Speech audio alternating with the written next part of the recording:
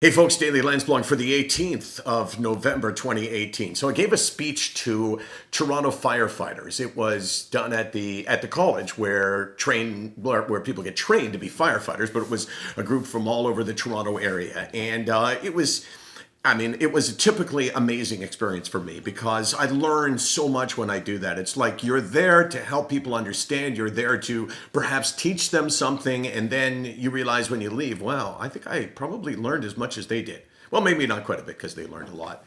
So there's one guy in the audience who puts up his hand when I'm asking for questions, and we start to chat. I don't remember what it was he asked, and I said to him, "Have you ever struggled with a mental health challenge?"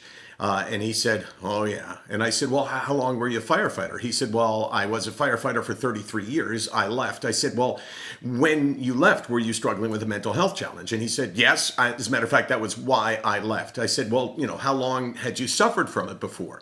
And he said, I don't even remember, but an extended period of time. And I said, "Did you ever share that with anyone? Did you ever turn to your boss, turn to your colleagues, turn to anybody to say, 'Hey, I need some help'?" His answer, as you can probably guess, was no. And I said, "Well, why not? Help us understand." And he said, "Because I'm a firefighter, or at least I was a firefighter, and I need to be strong. You have to be fearless. You have to be strong. You have to say, no matter what you feel, I'm going to do the job." Like you would, if you would never sort of sit back and go, "My leg's a little bit sore. I'm feeling a little bit tired. I'm going to pass on this one." So you suck it up no matter what. But the whole act of sucking it up, the whole idea that you have to suck it up to do the job, to show everybody that you're strong is great.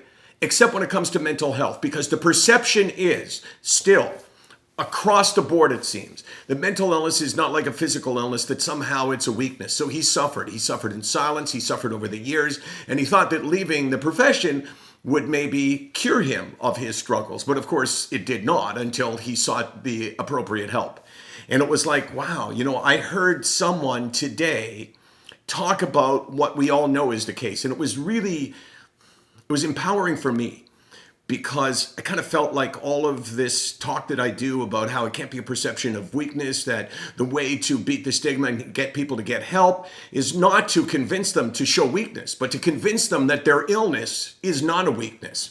And then I heard this guy talking about it, and I thought, wow, you know what? This really is needed. So SickNotWeak.com, 24 hours a day, 364 days a year. I'm going to tell you why you need to tune in tomorrow. You need to tune in tomorrow because this baby right here is going on that head right here. So join us for that. And do we have hair product here, Case? What happens if I take it off and my hair goes to hell? Nah, your hair looks the same every day. Good point.